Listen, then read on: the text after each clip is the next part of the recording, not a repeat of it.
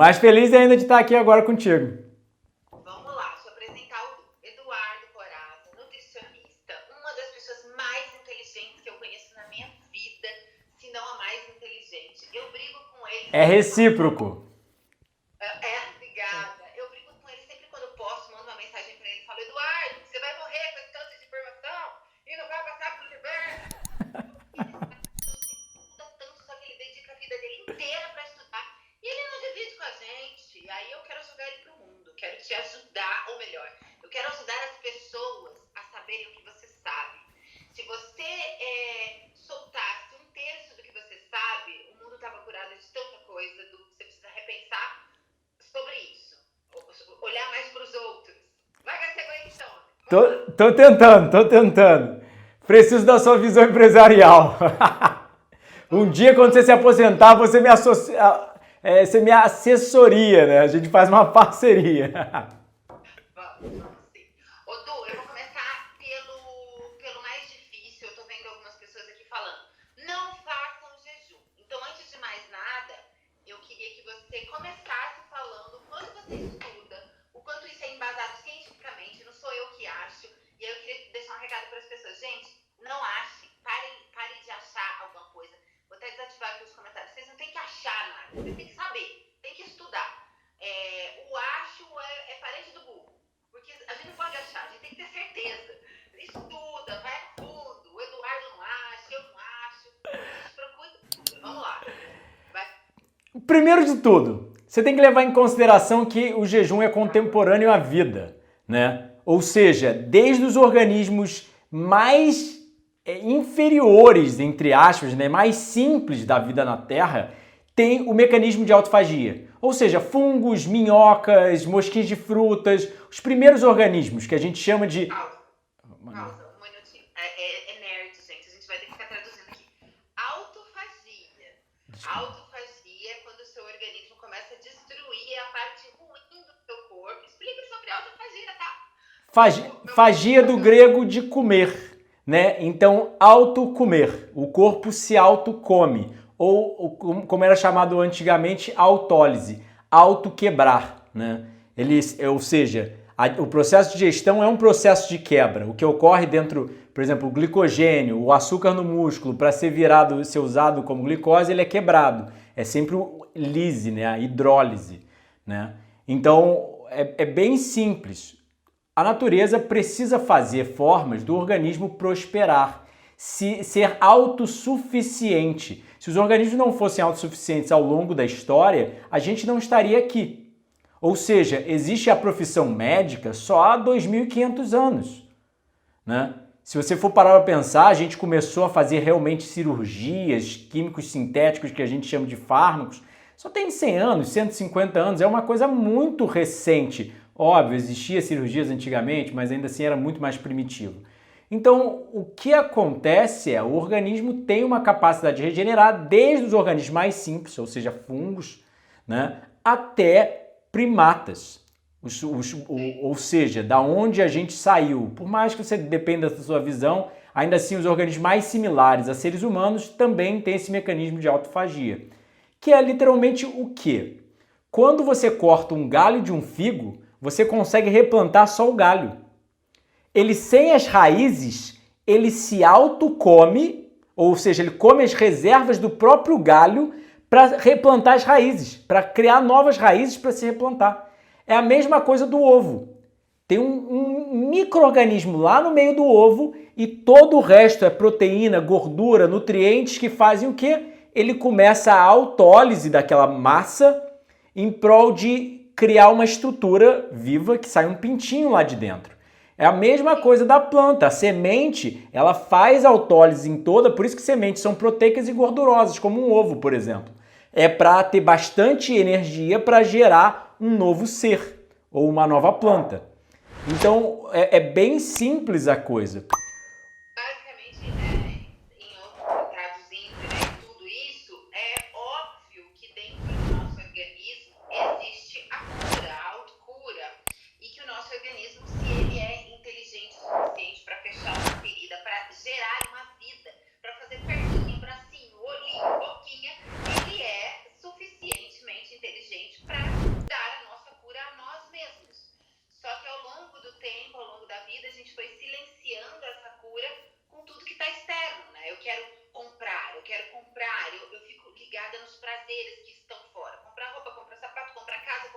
E comprar saúde.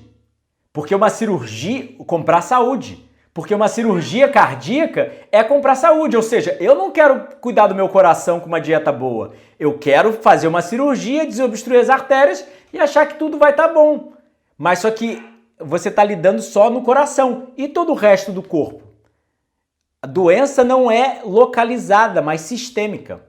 Ou seja, é em todo o organismo. Se o coração está doente, o cérebro também está doente. Menos ou mais, mas ainda assim está doente. Tudo é uma coisa só. E a gente fica silenciando os nossos sentimentos, o nosso corpo, com coisas externas. O maior órgão que a gente tem, onde tem mais receptores, é na pele, que são as maiores sensações e melhores sensações. E que a gente hoje não sabe desfrutar da pele. A gente acha que comprar qualquer coisa é muito mais interessante do que sentir qualquer coisa na pele, né? Gente, do ladinho ali tem um aviãozinho para vocês mandarem para pessoas que vocês acham que vão se interessar por esse assunto. A gente vai falar sobre o jejum. O Eduardo já fez jejum. Qual que é o seu máximo de jejum, Du? Foi o meu primeiro jejum, que foram 24 dias. Aí ano passado eu fiz um de 23.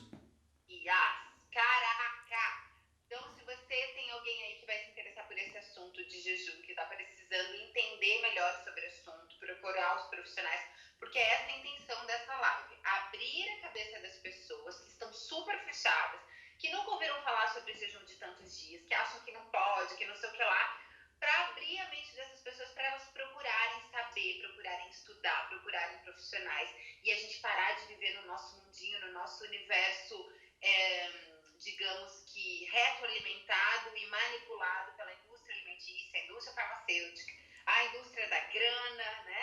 E parar de nos silenciar tanto, né? A bolha que a gente vive, né? Que acredita que só o que a gente viu tá certo, mas tem muita coisa que a gente não viu, né? Mas só voltando à sua pergunta, o que as pessoas têm que entender é: ursos passam 5 meses sem comer do ano.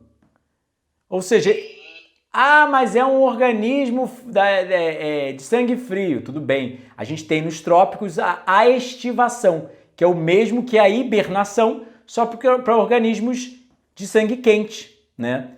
E se a gente voltar na história, o pai da medicina ocidental, que todo médico, quando sai da faculdade, faz o juramento hipocrático, falava: comer na doença é alimentar sua própria doença. E falava sobre nutrição. Isso é importante. Ou seja, quando a gente come e a gente está doente, a gente está alimentando as nossas células doentes. Eu queria que você falasse um pouco sobre aquele jejum que se faz na Califórnia de até 40 dias, que já curou câncer, porque as células cancerígenas elas se alimentam do açúcar. Fala um pouco isso para as minhas pessoas. Vamos lá. Essa instituição é uma instituição higienista chamada True North Health Center. Eles já estão abertos há 30 anos e eles publicam em vários jornais médicos científicos, e nesse caso foi no British Medical Journal, talvez um dos jornais com mais alto fator de impacto, como a gente chama, ou seja, mais famosos, tipo o Globo da ciência, né? E eles publicaram, né, que a gente chama de case report,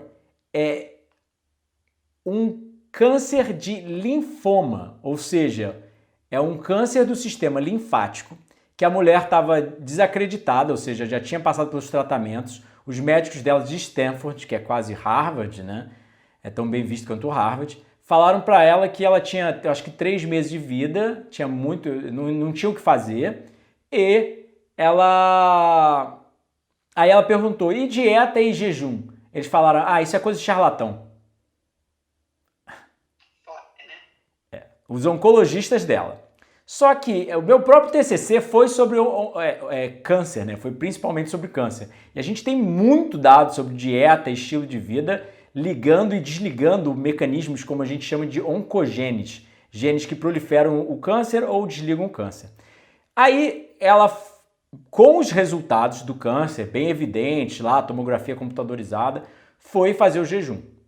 Chegou lá, jejuou por 21 dias, que é um jejum curto comparado à patologia tão grave que ela teve.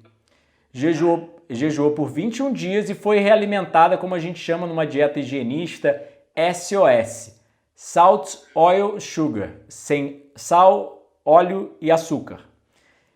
E, né, óleo refinado, açúcar refinado e sal refinado. Ela foi realimentada, voltou para casa. Então o que eles fazem? Eles finalizam o estudo fazendo novos exames. Eu acho que eles fizeram novos exames 3 meses depois. Ela já estava sem sintomas, que obviamente ela entrou sintomática, sabe, bem fraquinha, já estava sem sintomas e eu acho que foi 3 ou 6 meses depois, quando eles fizeram a tomografia novamente, não indicava, tipo, o câncer tinha regredido drasticamente. Aí ela foi para os oncologistas dela, eles falaram, isso é um milagre, não sabiam explicar o que tinha acontecido. Agora, depois de 3 ou 4 anos, isso já tem uns 2 anos que eles publicaram, uma nova, o que a gente chama de follow-up, ou seja, um segmento do que aconteceu. E eles mostrando que, mesmo depois de 3 a 4 anos, que do jeito que ela estava, a evolução do câncer, os sintomas, ela já era para estar morta. Ela está viva, super saudável, sem remissão do câncer, né? Sem reincidência do câncer. E eis a questão, ela mesma falou, eu cometi alguns erros dietéticos, de estilo de vida, porque é difícil viver de forma higienista fora daqui da instituição. Né? Tem lá no relato, na pesquisa, na pesquisa médica científica publicada, ela falando isso, que no geral conseguiu viver saudável, mas mantendo o peso, ou seja, voltou a um peso ideal, que estava com sobrepeso. A gente sabe que obesidade e sobrepeso é um fator oncogênico e por aí vai. Mas eles têm inúmeras publicações com outros tipos de doenças também, desde verruga, né, caindo no meio do jejum, né, até o que você puder citar aí, dores de cabeças crônicas que duravam já 20 anos, que eram completamente enlouquecedoras para os pacientes. Entre o que... Há uma coisa interessante. Eles têm, na verdade, a nível de publicação médica científica, a maior queda de pressão arterial da literatura. Ou seja, é 3 ou 4 vezes mais a queda do que remédios em si, ou 2 vezes mais do que remédios em si. Ou seja, simplesmente com jejum de, acho que 10 dias e realimentação numa dieta higienista. E a gente sabe que pressão arterial, hipertensão, é uma das principais comorbidades, as coisas que mais matam. Ou seja, reduzir a pressão é extremamente importante para controlar todo tipo de doença. Total. E hoje em dia a obesidade também, né? Que também já é uma deformidade no nosso metabolismo, né? Já é uma agressão no nosso metabolismo. E que quando você faz o jejum, você consegue quase que regular, né, o metabolismo, melhorando a sua parte geral, né? Você produz mais testosterona, GH, enfim, todos os hormônios que você tem dificuldade. Bom, a grosso modo, a gente come mal pra caramba, porque a natureza e aí a gente pode falar da natureza e da natureza Deus. Deus, assim, a terra, ela faz frutas, verduras e legumes. É isso que nasce na terra. Vem o homem e o produto alimentício e faz um monte de coisa que não nasce na terra. Produto alimentício não tem todo o nutriente, obviamente, que a natureza te propõe. E aí você fica doente, porque quando você come esses produtos alimentícios, o seu organismo ele não reconhece as células. As suas células elas não reconhecem que raio de comida é essa que não foi a natureza que criou. E aí você vai ficar doente. E aí a única maneira de você realmente se escutar é você ficar em jejum e depois voltar, que é muito importante também, né? Voltar a comer as comidas da terra, que é uma coisa que a gente falou bastante, né, Edu? Cuidado com a quebra de jejum. As pessoas têm me perguntado bastante, Maíra, você se preparou para fazer esse jejum? Eu me preparo todos os dias da minha vida. Durante a gestação da Sofia, eu fui 100% crudívora, que é o que o Eduardo é há 16 anos, Dutra. Vai fazer 15 agora em dezembro, 14,5. Só come frutas, verduras e legumes crus. Foi isso que eu comi durante a minha gravidez. Eu já tinha sido crudívora, eu estudei lá na faculdade de Nova York sobre crudivorismo, fiz 1 ano de crudivorismo. Depois, durante a minha gestação, eu decidi ser crudívora para beneficiar. E na época fui super criticada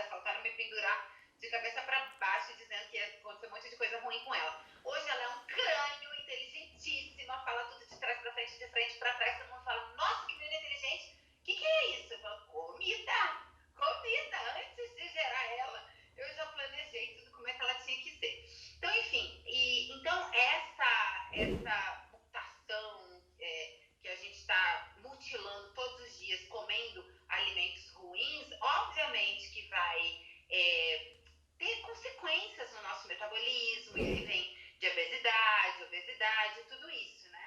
E aí, como que o jejum ajuda a regular tudo isso? O que ele faz? Bom, é bem simples. A autofagia é um processo de reciclagem a nível celular. Por exemplo, a coisa que você estava falando dos hormônios. O que acontece? A gente sabe que o envelhecimento prejudica a produção hormonal. O homem começa a perder a musculatura, por quê?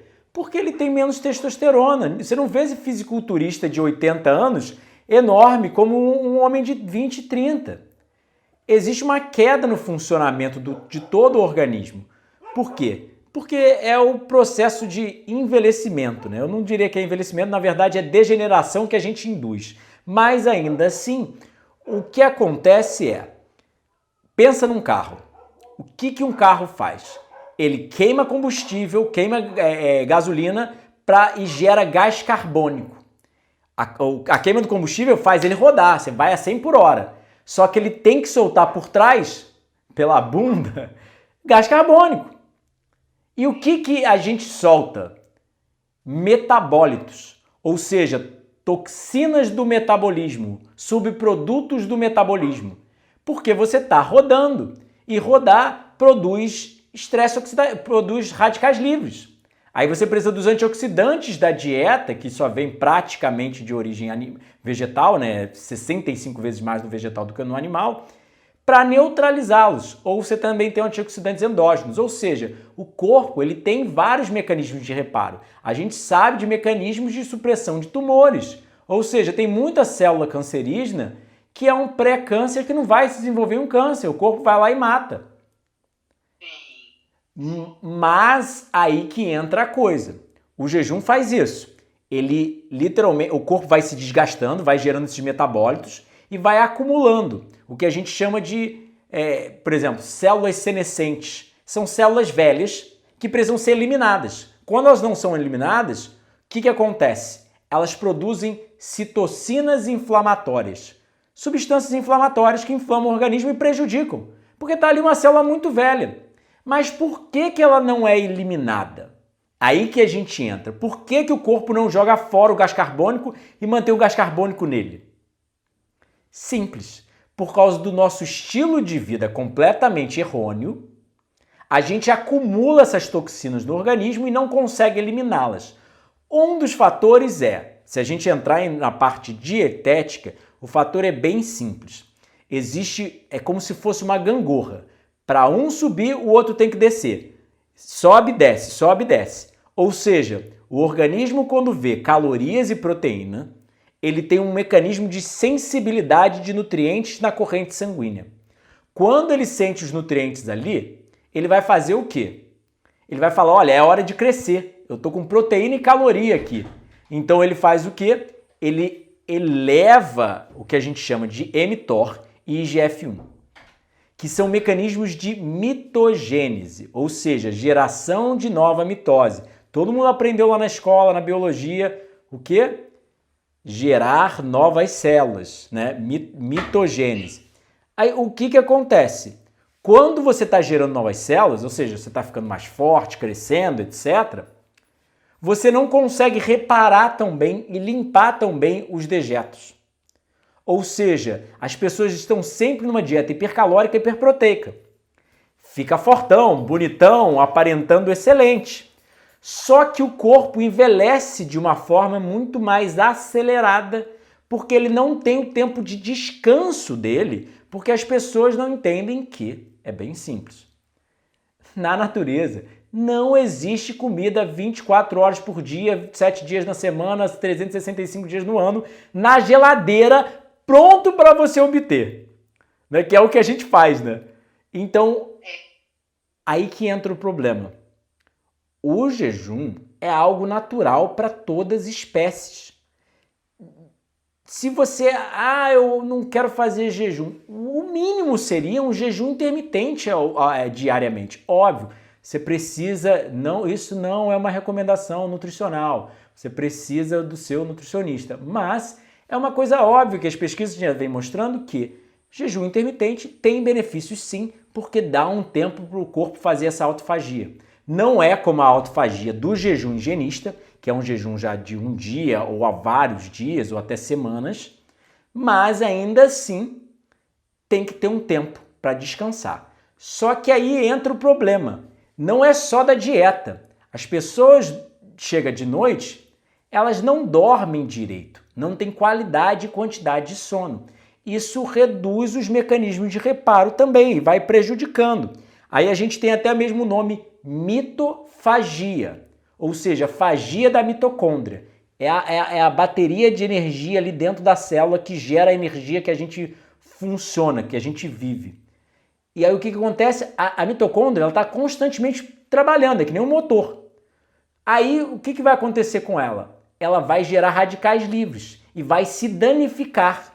Porque ela está rodando, mas só que nunca para no mecânico para dar uma tunada, né? uma consertada. E aí o que acontece? A autofagia tem a micro e macrofagia, ou seja, tem cada compartimento da célula tem sua renovação. Desculpa, mas manda ver, senão eu vou falando. É só para a pessoa entender que até o compartimento dentro de cada célula das 3 trilhões de células do corpo dela desgasta. E o mínimo ínfimo compartimento que você não consegue ver no olho nu, precisa de um microscópio, precisa ser renovado. E o corpo renova isso através da autofagia, para a mitocôndria funcionar de forma eficiente e conseguir, como um motor novo, jovem de um carro, funcionar ao invés de um motor de Fusca velho quebrando. Falei. Agora, minha gente, a gente começa a comer demais. Comer não só demais em questão de quantidade, como ele falou, mas questão também de porcarias, coisas que não são alimentos. Então, essas coisas que a gente come, que não são alimentos, são produtos alimentícios, e esse excesso de comida, porque quando a gente nasceu, lá na época das cavernas, a gente caçava o nosso próprio animal. Depois a gente demorava horrores para achar mais uma fruta, mais um animal. Então a gente já fazia esse jejum por nascimento, né? Por natureza. Nasci, sou obrigado, não tenho na natureza, tem que correr. Fora isso, a gente gastava muita caloria, porque a gente subia na árvore, a gente corria atrás do nosso alimento, de tudo mais. Então, ela traduz tudo para... tem que traduzir, senão meu povo não vai entender o que você falou. Então, o fato da gente correr atrás do nosso bicho, fugir do nosso predador, fazia com que a gente, além de se exercitar e gastar bastante caloria, ficasse também muito tempo sem comer, porque a gente só podia comer quando a natureza nos dava. Ou seja, a natureza não dá todo ano caqui, a natureza não dá todo ano melancia, a natureza não dá todo ano banana. Sem contar que a gente também era nômade, né? A gente ficava andando de um lugar para outro. Então a gente ia procurando o que tivesse no meio do caminho.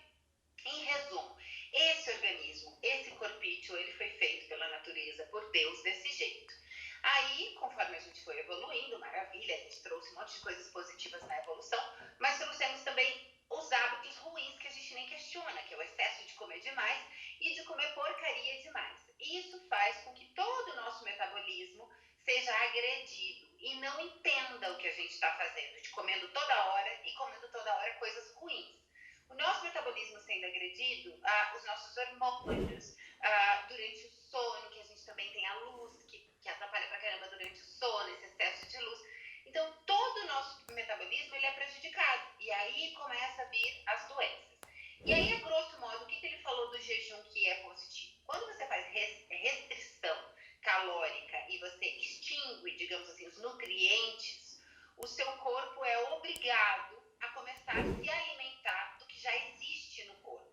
Então, tudo aquilo que você já comeu, ele está ali, em formato de gordura. Então, quando você parar de comer, você não vai morrer, porque você tem uma quantidade de gordura grande para que o seu corpo possa se alimentar. Só que o seu corpo vai primeiro se alimentar do que é ruim, do que é lixo, do que não está tão bom assim. E isso vai fazer com que o seu corpo sobre no seu corpo somente a parte boa. E aí você vai ficar um ser humano muito mais com lados positivos, de células boas, do que desse monte de lixo que você comeu a vida inteira. Olha a minha tecla SAP, fui bem? Perfeito! E eu gostaria de fazer só um adicional aí.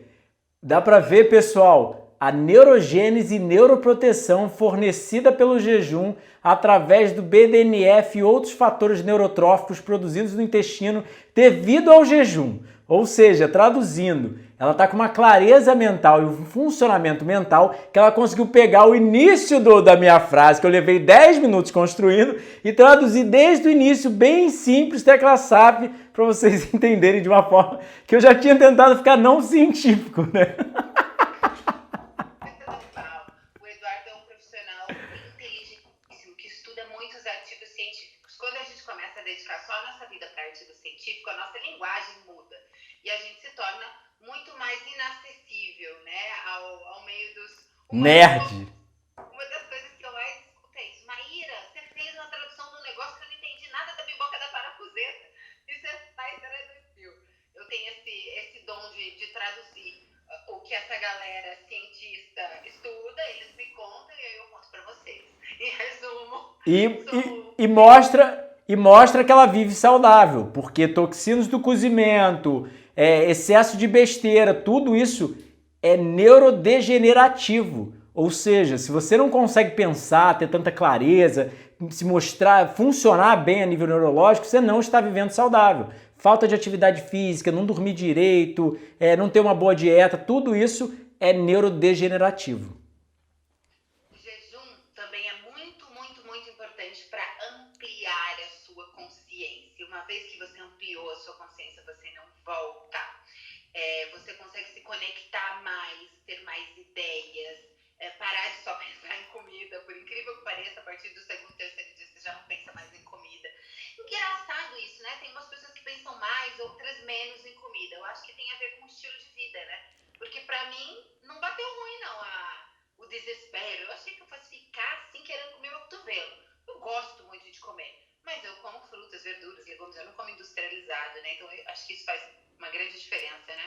Com certeza, com certeza. E tem o fator psicológico, né? Quando ela não está preparada para o jejum, por exemplo, higienistas gostavam de colocar pessoas que tinham medo e tinham preconceito contra o jejum do lado de pessoas fazendo um jejum longo para elas se acostumarem com a ideia, perderem o medo, porque o medo realmente ela vai entrar num looping, falar eu tô morrendo, tá há 3 horas sem comida, né? Eu tô morrendo, e vai entrar num looping prejudicial a nível psicológico, achando que realmente a coisa tá fazendo mal. Então eles gostavam de deixar a pessoa se acostumar na instituição, ver outras pessoas jejuando, né? Uma pessoa que realmente não tinha. Exatamente.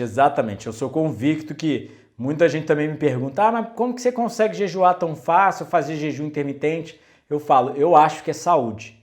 Eu acho que com a saúde em dia, a sintomatologia, né, é muito mais amena. Ou seja, a pessoa perde 3 horas sem comer, já tá, ai meu Deus, pressão caindo, passando mal, etc.